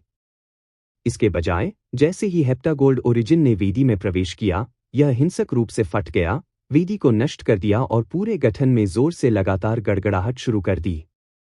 स्वर्गीय बादल जेडाई तलवार वेदी में छुरा घूमती गई, एक आंख को पकड़ने वाली लाल रंग की रोशनी से तीव्रता से हिल गई। तलवार के ब्लेड से एक भयानक दिव्य शक्ति फैल गई। लाल रंग की रोशनी तेजी से एक भेदी और चमकदार चमक के लिए उज्ज्वल हो गई। तलवार का ब्लेड, जिसने सैकड़ों दिव्य सामग्रियों को अवशोषित कर लिया था, अपनी सीमा तक पहुंच गया था, अब संतुलन बनाए रखने में सक्षम नहीं था। सभी के हाव भाव काफी बदल गए। अब तक हर कोई जानता था कि हेप्टागोल्ड ओरिजिन में कुछ गड़बड़ थी और यह स्वर्गीय बादल जेडाई तलवार फटने वाली थी। यदि दिव्य हथियार में विस्फोट हो जाए तो विनाशकारी शक्ति कितनी मजबूत होगी। इसके बारे में सोचकर ही हर कोई डर से कांप उठने लगा, अपनी रीढ़ की हड्डी में एक ठंडी सिहरन महसूस कर रहा था। जल्दी करो, भागो, दिव्य हथियार फटने वाला है। लाल रंग की रोशनी में नहाए हुए हर कोई घबरा गया और वापस गिरने में संकोच नहीं किया। हालांकि वे समय पर कैसे पीछे हट सकते थे जब वे केवल अभी चले गए थे। हेप्टागोल्ड ओरिजिन के वेदी पर उतरने के कुछ ही समय बाद स्वर्गीय बादल जेडाइट तलवार में विस्फोट हो गया। दिव्य शक्ति वाली एक लाल रंग की सदमे की लहर सभी दिशाओं में फैल गई। बिना किसी चेतावनी के सदमे की लहर ने कई काश्तकारों को उड़ान भरने के लिए भेज दिया, जिनमें अर्ध सम्राट भी शामिल थे। कम खेती वाले काश्तकारों को गंभीर चोटें आईं, वे पीले पड़ गए और लगातार खून की उल्टी कर रहे थे। अर्ध सम्राट वे लोग थे जो अपने हाथ को उठाकर बादलों और हवाओं को हिला सकते थे। हालांकि वे इस लाल रंग की रोशनी से पहले अविश्वसनीय रूप से कमजोर दिखाई दिए। जैसे ही लाल रंग की रोशनी दौड़ी, दिल की धड़कन के 1000वें हिस्से में अर्जुन देव ने एक विचार के साथ 3000 स्वर्गीय नियमों को सक्रिय किया और दुनिया की शक्ति की एक बड़ी मात्रा को चलाया, जिससे उनके सामने एक घनी गोलाकार ढाल बन गई। भले ही वह पहले से ही बहुत जल्दी प्रतिक्रिया व्यक्त कर रहा था, फिर भी वह अपनी क्यूई और रक्त मंथन में मदद नहीं कर सका। कुछ खून की उल्टी करने के बाद वह अधिक सहज महसूस कर रहा था। अर्जुन देव ने आसपास का वातावरण लिया। अब एक भी छोटा पूर्णता अर्ध सम्राट खड़ा नहीं रहा। यहां तक कि महान पूर्णता अर्ध सम्राट भी अभी भी अपने पैरों पर खड़े थे, ज्यादातर घावों से भरे हुए थे। केवल उपभोग अर्ध सम्राट मामूली चोटों के साथ भागने में कामयाब रहे। तुम ठीक हो न? रेशमी ने शांति से उस दुनिया की शक्ति को बिखेरने के बाद पूछा जिसे उसने पहले चलाया था। अर्जुन देव ने देखा कि वह सुरक्षित थी। ऐसा प्रतीत होता है कि उसे उन उपभोग अर्ध सम्राटों की तुलना में खुद का बचाव करने में बहुत आसान समय मिला था। वह मन ही मन ठंडे स्वर में हंसा। स्वाभाविक रूप से ऐसा नहीं था कि वह उन उपभोग अर्ध सम्राटों की तुलना में अधिक शक्तिशाली थी। इसके बजाय उसे कोई नुकसान नहीं हुआ क्योंकि उसने इस परिणाम का बहुत पहले अनुमान लगा लिया था। जिसने हेप्टागोल्ड ओरिजिन के साथ छेड़छाड़ की और उसे नीलामी में रखा, वह रेशमी थी, ताकि वह लावण्या को धोखा दे सके। कोई आश्चर्य नहीं कि इस लड़की ने शुरू से ही कोई डर नहीं दिखाया था, वह बिल्कुल भी चिंतित नहीं दिख रही थी। यह पता चला कि सब कुछ पहले से ही बैग में था। यह लड़की वास्तव में अविश्वसनीय थी। वह बेहद साहसी भी थी, लड़खड़ाती हुई भी। यह सोचने के लिए कि उसने इस तरह के एक क्रूर तरीके के बारे में सोचा, सीधे एक दिव्य हथियार को उड़ा दिया। यदि कोई शुरू से अंत तक विवरणों पर विचार करता है, तो यह वास्तव में भयानक लगा। अर्जुन देव ने अपने होठों के एक कोने से खून पोंछा। फिर उसने उदासीनता से कहा, कोई आश्चर्य नहीं कि मिस रेशमी बिल्कुल भी नहीं डरी थी। इस देव ने वास्तव में आपको कम करके आका। आप वास्तव में उत्कृष्ट हैं, चंद्रमहल की पवित्र बेटी होने के योग्य हैं। मैं चकित हूं। क्या तुम मेरा मजाक उड़ा रहे हो? मैं हिम्मत नहीं करूंगा। रेशमी मंद मंद मुस्कुराई और शांति से बोली, तुम अभी भी कुछ हद तक भोले हो। इस समय समुद्री दुनिया के शिखर गुटों में एक नाजुक संतुलन है। यह लावण्या बस मेरे चंद्रमहल के चौंकाने वाली हवा के जिथर को खोने के परिणामों को नहीं जानता। ऐसे कई गुट हैं जो उनके जेडाइट माउंटेन मैनर से अधिक मजबूत हैं, लेकिन वे एक उत्कृष्ट दिव्य हथियार को परिष्कृत करने की हिम्मत नहीं करते हैं। उन्हें बड़े गुटों को कार्रवाई के लिए उकसाने और अराजकता पैदा करने का डर था। इस तरह के परिणाम कोई भी सहन नहीं कर सकता। यह बात सुनते ही अर्जुन देव दंग रह गए। हालांकि शांत होने के बाद उसने पाया कि उसने उसके कार्यों पर कोई आपत्ति नहीं की। अगर वह उसकी स्थिति में होता, तो शायद वह भी ऐसा ही करता। ये दोनों अलग अलग स्थिति में थे और उनके अलग अलग दृष्टिकोण थे। अंत में अर्जुन देव इस बात से नाराज हो गए कि रेशमी ने उन्हें चेतावनी नहीं दी। फिर उसने लावण्या की ओर देखा, जो वेदी के सबसे करीब थी और दिव्य हथियार के विस्फोट से विस्फोट का खामियाजा भुगत चुकी थी।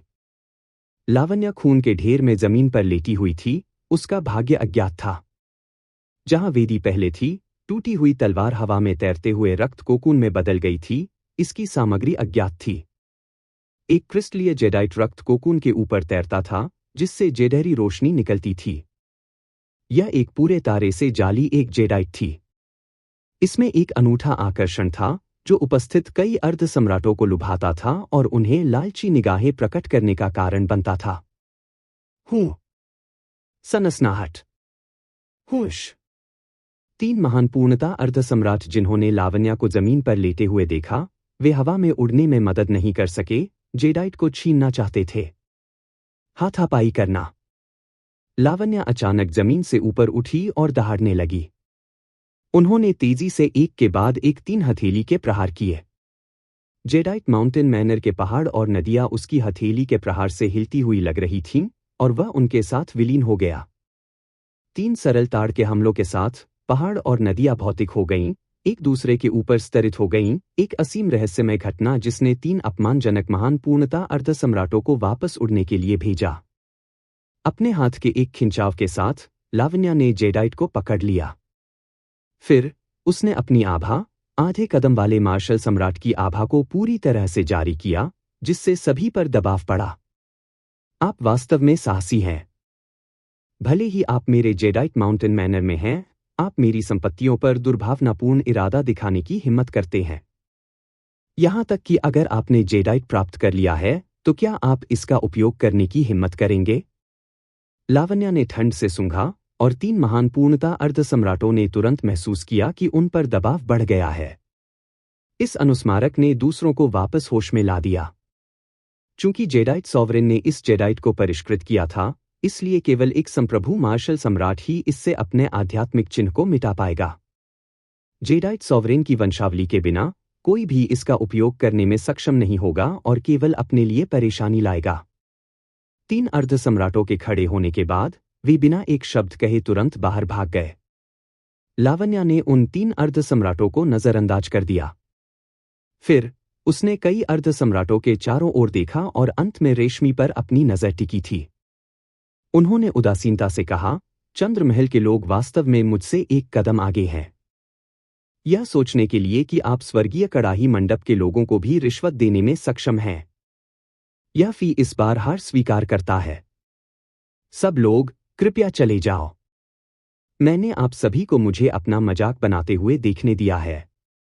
लावण्या को अब तक यह कैसे पता नहीं चल पाया होगा कि हेप्टागोल्ड ओरिजिन हेवनली कार्लड्रॉन पवेलियन और लूनर पैलेस दोनों द्वारा उस पर खेली गई एक चाल थी। रेशमी मुस्कुराई लेकिन जाने का कोई इरादा नहीं दिखाया। उसने हवा में रक्त कोकुन को देखा और कहा, मेरे चंद्रमहल के प्राचीन अभिलेखों के अनुसार रक्त तलवार संप्रभु ने एक सम्राट के दिल को पहले से संघनित करने के लिए जिस गुप्त तकनीक का उपयोग किया था, जीवन और मृत्यु कला, इस स्वर्गीय रक्त तलवार के ब्लेड में छिपी हुई है। जैसे ही उसने यह कहा, कई प्रस्थान करने वाले अर्ध सम्राट रुक गए, विशेष रूप से वे उपभोग अर्ध सम्राट। बड़े रक्त कोकुन को देखते ही उनकी आंखों में असीम चमक चमक उठी।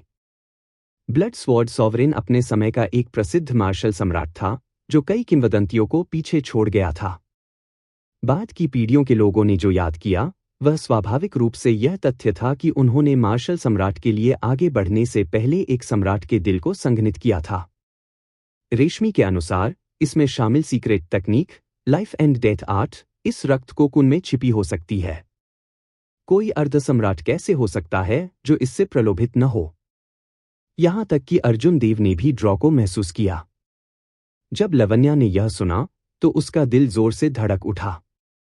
उसके पीले चेहरे पर अभिव्यक्ति अनिश्चित हो गई, यह सोचने के लिए कि वास्तव में ऐसा कोई रहस्य था। उसने पहले से ही कई शताब्दियों तक स्वर्गीय बादल जेडाइट तलवार का उपयोग किया था, लेकिन उसने कभी इस पर ध्यान नहीं दिया। क्या ऐसा है? हाँ। उस स्थिति में कृपया मेरे लिए इसे रुकें। यदि कोई परिणाम है तो इस फी को बताएं। लावण्या ने बहुत ही अप्रत्याशित काम किया। उसने अपनी हथेली बाहर निकाली और रहस्यमय रक्त कोकुन तेजी से रेशमी की ओर उड़ गया। रेशमी के हाव भाव बदल गए। इससे पहले कि वह समझ पाती कि क्या हो रहा है, रक्त कोकुन उसके सामने प्रकट हो गया। अब स्थिति चारों ओर पलट गई और रक्त कोकुन उसके हाथों में था। जब रक्त कोकुन उसके हाथों में गया, तो उसे कई जानलेवा निगाहों का एहसास हुआ। तभी उसे होश आया। उसने जल्दी से अर्जुन देव को खींचा और बाहर उड़ गई। चलिए चलते हैं। इससे पहले कि अर्जुन देव कोई प्रतिक्रिया दे पाते, रेशमी ने उसे पहले ही बाहर खींच लिया। जब उसने देखने के लिए अपना सिर घुमाया तो उसने देखा कि 300 से अधिक महान पूर्णता अर्धसम्राट और 10 उपभोग अर्धसम्राट उनका पीछा कर रहे हैं। असाधारण रूप से हलचल वाली जेडाइट माउंटेन मैनर तुरंत खाली हो गई, कोई नहीं रहा। लावण्या ने जल्दी से अपनी अधिकतम वाली मार्शल सम्राट आभा को वापस ले लिया और जमीन पर घुटनों के बल बैठते हुए प्रचुर मात्रा में खून की उल्टी की। मनोहर भगवान, क्या आप ठीक हैं? पहाड़ी जागीर के परिचारक अपने चेहरे पर चिंता के साथ लावण्या की मदद करने के लिए दौड़े। उन्हें आश्चर्य हुआ था कि उसने उस रक्त कोकुन को क्यों दे दिया था जिसे स्वर्गीय बादल जेडाइट तलवार में बदल दिया गया था। अब ऐसा लग रहा था कि लावण्या के पास कोई और विकल्प नहीं था। दिव्य हथियार के विनाश से प्रतिक्रिया का खामियाजा भुगतने के बाद उसकी चोटें गंभीर थीं।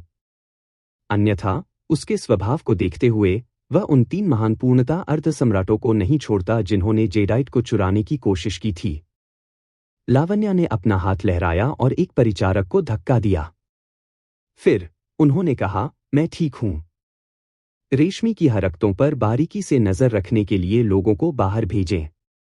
जब आपको पता चले कि ब्लड स्वॉर्ड सॉवरेन की सीक्रेट तकनीक वहां है या नहीं, तो तुरंत मुझे रिपोर्ट करें। बहुत अच्छा। लावण्या के आग्रह के तहत उस व्यक्ति के पास आदेशों का पालन करने के अलावा कोई अन्य विकल्प नहीं था। हालांकि जाने से पहले उसने चिंतित होकर लावण्या की ओर देखा। लावण्या ने बेप्सी से आकाश की ओर देखा। बिखरे हुए काले बादल पहले से ही धीरे धीरे फिर से इकट्ठा हो चुके थे। अब प्रकाश की केवल एक अंतिम किरण उसके शरीर पर चमक रही थी, जिससे दृश्य कुछ उदास लग रहा था। वह उसे नहीं देख सकता था, वह बस उसे बिल्कुल भी नहीं देख सकता था। वह व्यक्ति बिल्कुल नहीं आया। 15 साल की तैयारी और आकाश को फाड़ने के बाद भी वह व्यक्ति अभी भी नहीं आया। उस व्यक्ति के पोते को देखने के लिए आने के लिए तैयार नहीं था। भले ही वह इतनी गंभीर रूप से घायल हो गया था, लगभग मर रहा था, फिर भी वह व्यक्ति दिखाई नहीं दिया। जैसे जैसे लावण्या देख रही थी, घने काले बादल धीरे धीरे बंद हो गए। हालांकि काले बादलों से कहीं हजारों किलोमीटर ऊंचा आकाश की बाधा के बाहर ब्रह्मांड में बहते हुए एक आवारा क्षुद्र ग्रह पर एक पुरुष और एक महिला थे। ये दोनों कुछ नहीं कर रहे थे। वे बस इस क्षुद्र ग्रह पर खड़े हो गए और इसके साथ चले गए। उस आदमी का चेहरा जेड जैसा था और उसकी आंखें सितारों की तरह थीं। उसके लंबे बाल ढीले थे और उसका चेहरा 20 साल की उम्र का था। उनकी आभा अमर युग के अमरों की तरह असाधारण थी। महिला उल्लेखनीय रूप से सुंदर लग रही थी। उसकी त्वचा बर्फ की तरह सफेद लग रही थी, इतनी नाजुक कि थोड़ी सी भी हवा उसे चोट लगा देगी। उसकी आभा उसकी सुरुचिपूर्ण उपस्थिति से महान महसूस हुई। उसकी शानदार पोशाक के पीछे एक इंद्रधनुषी रिबन बंधा हुआ था। ऐसा लग रहा था मानो उसके पीछे कोई चमकीला चांद तैर रहा हो। अगर लावण्या और रेशमी दोनों यहां होते तो वे इन दोनों लोगों को पहचान लेते। ये दोनों प्रसिद्ध जेडाइट सॉवरेन और लूनर पैलेस के वर्तमान पैलेस मास्टर थे। एक काला सागर का एक महान संप्रभु मार्शल सम्राट था और दूसरा स्वर्गीय तारों वाले महासागर की निर्विवाद रानी थी, जो एक शक्तिशाली प्राइम थी। तुम वास्तव में निर्दयी हो। उसने इतना बड़ा हंगामा किया ताकि वह आपको एक बार देख सके, लेकिन आपने उसे स्वीकार भी नहीं किया। लूनर पैलेस के पैलेस मास्टर ने अपनी निगाहें हटाने के बाद उदासीनता से कहा। ऐसा लग रहा था कि लूनर पैलेस के पैलेस मास्टर कई हजार किलोमीटर दूर से लावण्या के हाव भाव देख सकते हैं। जेडाइट सॉवरेन की आंखों में एक जटिल नजर चमक उठी। थोड़ी देर बाद उसने आह भरी और कहा, मुझे पता है कि वह मुझे क्यों ढूंढ रहा है। वह चाहता है कि मैं उसे मार्शल सम्राट के पास आगे बढ़ने में मदद करूं, ताकि वह अगले 500 साल तक जीवित रह सके। हालांकि आखिरकार सभी को मरना पड़ता है। यहां तक कि थंडर सॉवरेन जैसा मजबूत व्यक्ति भी किसी दिन मर जाएगा। उसके पास पर्याप्त भाग्य नहीं है। यहां तक कि अगर मैं उसे आगे बढ़ने में मदद करता हूं, तो स्वर्ग की अवहेलना करते हुए वह और भी बुरी तरह से मर जाएगा। लूनर पैलेस के पैलेस मास्टर ने कहा, आपको खुद को दोष देने की जरूरत नहीं है। यदि आपने 100 साल पहले एक कदम नहीं उठाया होता, तो वह हवा और आग के अपने महान क्लेश में मर गया होता। वह बस यह नहीं जानता। जेडाइट सॉवरेन ने मुस्कुराते हुए कहा, चलो अब इस बारे में बात नहीं करते हैं। इस बार आपकी मदद के लिए बहुत धन्यवाद। अन्यथा यह अज्ञात पैमाने की एक बड़ी आपदा का कारण बन जाता। लावण्या को केवल अपनी तैयारियों की चिंता थी। हालांकि उन्हें नहीं पता था कि यह शब्द बहुत पहले लीक हो गया था। उसे यह भी एहसास नहीं था कि उसने जो परेशानी की थी, उसने पहले से ही मार्शल सम्राटों के घेरे में भारी हंगामा मचा दिया था। यदि जेडाइट सॉवरेन और लूनर पैलेस के पैलेस मास्टर ने मामले को दबाने के लिए एक साथ काम नहीं किया, तो इससे निपटने के लिए केवल रेशमी को भेजकर लावण्या की पहले ही कई बार मृत्यु हो चुकी होती। हालांकि जिसके बारे में बोलते हुए आपने जो उत्तराधिकारी चुना है वह वास्तव में बोल्ड है, जो सीधे दिव्य हथियार के विस्फोट को प्रेरित करता है। उस समय मैंने स्वर्गीय रक्त तलवार को फिर से तैयार करने में बहुत प्रयास किया। जब लूनर पैलेस के पैलेस मास्टर ने जेडाइट सॉवरेन रेशमी का उल्लेख सुना, तो उसने अपने चेहरे पर एक मुस्कान प्रकट की, जेडाइट सॉवरेन के शब्दों को तारीफ के रूप में लिया। तुम क्या सोचते हो? मेरा उत्तराधिकारी कैसा है? परिष्कृत, षड्यंत्रकारी और दुस्साहसी, उसकी प्रतिभा और भाग्य औसत से ऊपर है। वह यह सुनिश्चित कर सकती है कि चंद्रमहल अगले 1000 वर्षों तक नहीं गिरेगा। हालांकि जेडाइट सॉवरेन अचानक आधे रास्ते में रुक गया। लूनर पैलेस के पैलेस मास्टर ने ऊपर देखा और कहा, हालांकि क्या? मुस्कुराते हुए जेडाइट सॉवरेन ने जारी रखा, हालांकि जब वह एज़्योर सम्राट के वंशज के पास खड़ी होती है तो वह तुलना में फीकी पड़ जाती है। उसकी हड्डियों की गहराई पर कोई गर्व नहीं है। उसके पास एक संप्रभु के असर का भी अभाव है, जो अंदर से बाहर तक फैलता है और एक विचार पर बाहर लाया जा सकता है। क्या आपने देखा है कि इस युवक का असर पहले से ही उस समय के एज़्योर सम्राट से कमतर नहीं है? वास्तव में यह और भी बेहतर है। उनकी जबरदस्त किस्मत दूसरों को भी ईर्ष्या करती है। जब लूनर पैलेस के पैलेस मास्टर ने यह सुना, तो उसने कुछ हद तक दुखी अभिव्यक्ति की, हालांकि इसलिए नहीं कि वह क्षुद्र और अनर्गल थी। यह सिर्फ इतना था कि जिस व्यक्ति की जेडाइट सॉवरेन ने प्रशंसा की थी, वह एज़्योर सम्राट से जुड़ा था, एक ऐसा व्यक्ति जिसके खिलाफ वह द्वेष रखता था, एक ऐसा द्वेष जिसे मिटाना मुश्किल था। अगर वे किसी अन्य युवक के बारे में बात कर रहे होते, तो लूनर पैलेस के पैलेस मास्टर ने ऐसी अभिव्यक्ति का खुलासा नहीं किया होता। आप सही कह रहे हैं। हालांकि चाहे कुछ भी हो, उनके पास केवल 4 साल और हैं। अंत में वह एक उल्का की तरह होगा। एज़्योर सम्राट का तो जिक्र ही नहीं, जीनियस के इस युग में कोई भी अन्य उत्कृष्ट प्रतिभा उससे अधिक मजबूत होगी। जेडाइट सॉवरेन को कुछ चीजों के बारे में पता था जो एज़्योर सम्राट ने चंद्रमहल के साथ की थी। यह देखकर कि इस विषय ने लूनर पैलेस के पैलेस मास्टर में कुछ गहरी बैठी भावनाओं को खोदा, उन्होंने इसका पीछा नहीं किया। यह सही है। क्या रक्त तलवार की जीवन और मृत्यु कला वास्तव में स्वर्गीय रक्त तलवार में है? लूनर पैलेस के पैलेस मास्टर ने अचानक इस मामले को याद किया और रुचि से पूछा। जेडाइट सॉवरेन ने अपना सिर हिलाया और कहा, यह कैसे हो सकता है? अगर यह वास्तव में होता, तो मैं इसे बहुत पहले ही निकाल लेता। वहां केवल एक नक्शा है जो एक गुफा को इंगित करता है, जहां रक्त तलवार संप्रभु ने अतीत में खेती की थी। जहां तक जीवन और मृत्यु कला गुफा में है या नहीं, मुझे नहीं पता। आप यह कैसे नहीं जान सकते? क्या ऐसा हो सकता है कि आप वहां कभी नहीं गए? मैं वास्तव में वहां नहीं गया था। ब्लड स्वॉर्ड सॉवरेन का समय तब था जब पूरा काला सागर महाद्वीप अभी भी एक था। भले ही मुझे पता है कि स्थान ब्लैक वाटर आइलैंड पर है, समय के साथ यह स्थान काफी बदल गया है। यहां तक कि एक जियोमास्टर को भी यह पता लगाने के लिए बहुत प्रयास की आवश्यकता होगी कि यह वास्तव में कहां है। थोड़ी देर रुकने के बाद जेडाइट सॉवरेन ने कहा, इसके अलावा भले ही मुझे जीवन और मृत्यु कला मिल जाए, यह मार्शल सम्राटों के लिए बेकार होगा। हालांकि यदि कोई अर्ध सम्राट किसी सम्राट के हृदय को पहले से संघनित करने के लिए इस गुप्त तकनीक का उपयोग करना चाहता है, तो यह बेहद कठिन होगा। हर किसी के पास ब्लड स्वॉर्ड सॉवरेन के समान काया नहीं होती है, एक उच्च समझ क्षमता और एक दृढ़ संकल्प जो दूसरों से आगे निकल जाता है। जब लूनर पैलेस के पैलेस मास्टर ने यह सुना, तो उसने तुरंत रुचि खो दी। मैं पहले अपनी छुट्टी ले लूंगा। जहां तक यहाँ के मामलों की बात है, मैं उन्हें युवा पीढ़ी पर छोड़ दूंगा।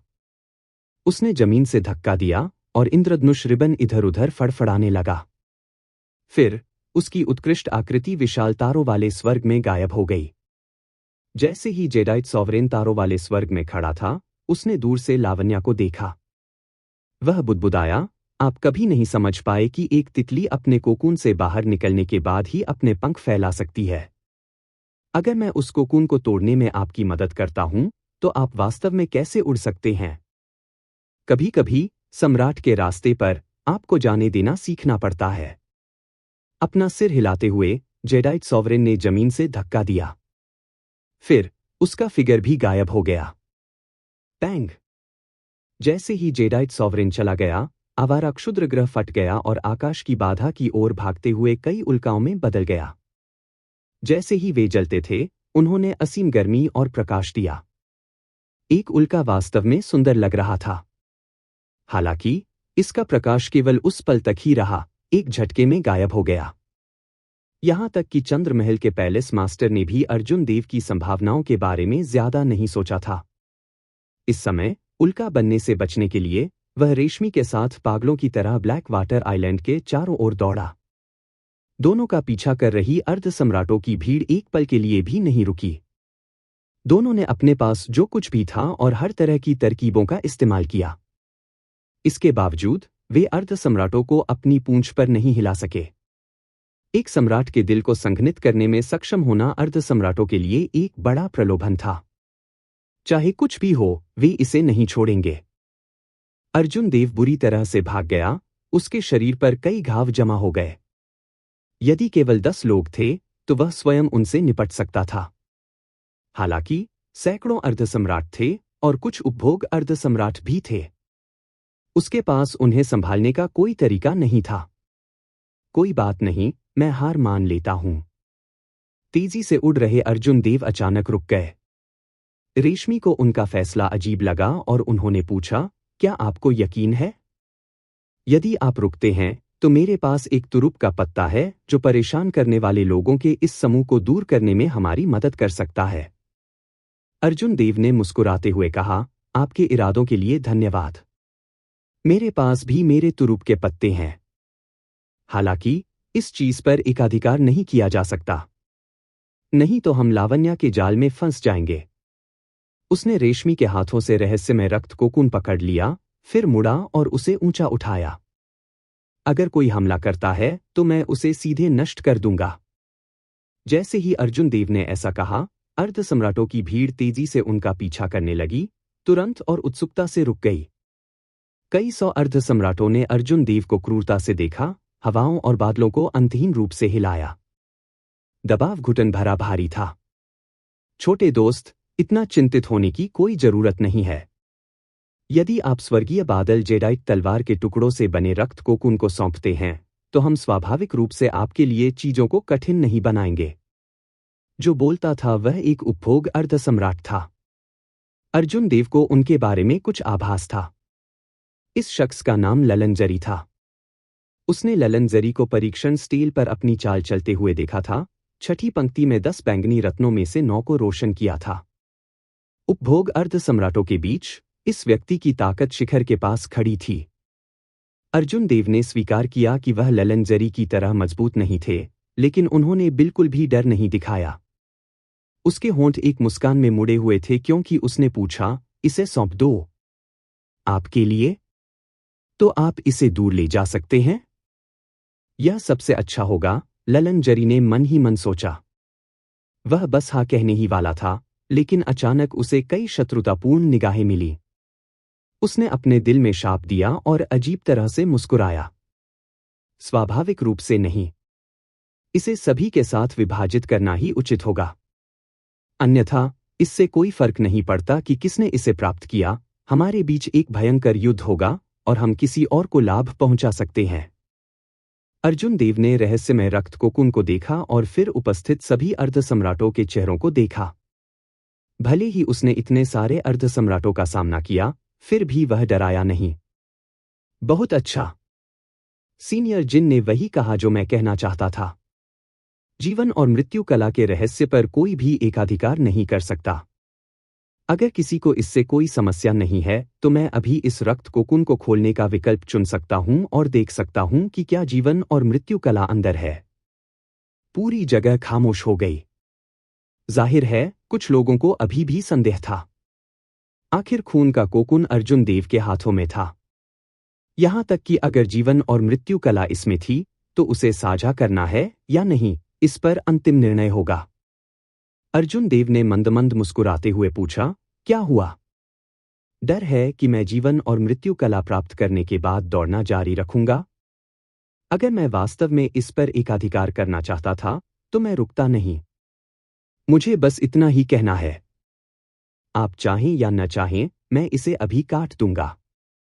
वह इन सभी संदिग्ध बूढ़े लोगों से परेशान नहीं हो सकता था जो हर तरह की बकवास सोच रहे थे। कृपाण के रूप में अपनी हथेली का उपयोग करते हुए उसने इन लोगों को आपत्ति करने का मौका दिए बिना सीधे काट दिया। उसकी चेतना के समुद्र में कृपाण आत्मा उसके पूरे शरीर में फैल गई और एक भयानक कृपाण इरादे से बाहर निकल गई। उसके बाल और कपड़े किसी भी हवा के अभाव में फड़फड़ाते थे, जिससे एक मधुर खनखनाहट पैदा होती थी। असीम कृपाण का इरादा एक जीथर की तरह लग रहा था क्योंकि यह सभी दिशाओं में फैला हुआ था। इस मामूली कौशल के प्रदर्शन के साथ अर्जुन देव ने तुरंत बहुत सारे अर्धसम्राटों को चौंका दिया। सभी की आंखों में एक अजीब सी रोशनी चमक उठी। इस सफेद वस्त्र वाले ब्लेड्समैन के पास वास्तव में असाधारण क्षमताएं थीं जो इतने सारे अर्धसम्राटों द्वारा पीछा किए जाने पर इतने लंबे समय तक बने रहने में सक्षम थे। पुसी! कृपाण की रोशनी चमकी। अर्जुन देव के हाथ कृपाण ने बड़े करीने से रहस्यमय रक्त कोकून को खोल दिया। एक लाल रंग की रोशनी तुरंत फूट पड़ी। ऐसा लग रहा था जैसे खून हवा में फैल रहा हो। रक्त कोकून धीरे धीरे पिघल गया, इस लाल रंग की रोशनी को गाढ़ा कर दिया और इसे रक्त धुंध में बदल दिया। अर्जुन देव की हथेली पर एक तैरता हुआ कागज का टुकड़ा दिखाई दिया। हैरानी की बात यह है कि रक्त कोकून खाली नहीं था, लेकिन न ही इसमें जीवन और मृत्यु कला थी, बस कागज का एक पुराना टुकड़ा जो एक नक्शे की तरह दिखता था। बव्वा! नक्शा सौंपो जल्दी से, या आप यहां से जीवित छोड़ने के बारे में भूल सकते हैं। आसपास के अर्धसम्राटों को इस बात की परवाह नहीं थी कि कागज के इस टुकड़े का जीवन और मृत्यु कला से कोई लेना देना है या नहीं। जैसे ही यह दिखाई दिया, उन्होंने तुरंत मांग की। उन्हें नजरअंदाज करते हुए अर्जुन देव ने नक्शा खोला और उस पर नजर डाली। इसे याद करने के बाद उसने तुरंत इसे फेंक दिया। चलिए चलते हैं। अर्धसम्राटों की इस भीड़ की परवाह न करते हुए अर्जुन देव ने रेशमी को बुलाया और तुरंत उसके साथ चला गया। कागज के टुकड़े को अपनी ओर बढ़ते देखकर उत्साहित अर्धसम्राट शांत हो गए और इसके बजाय और अधिक संयमित हो गए।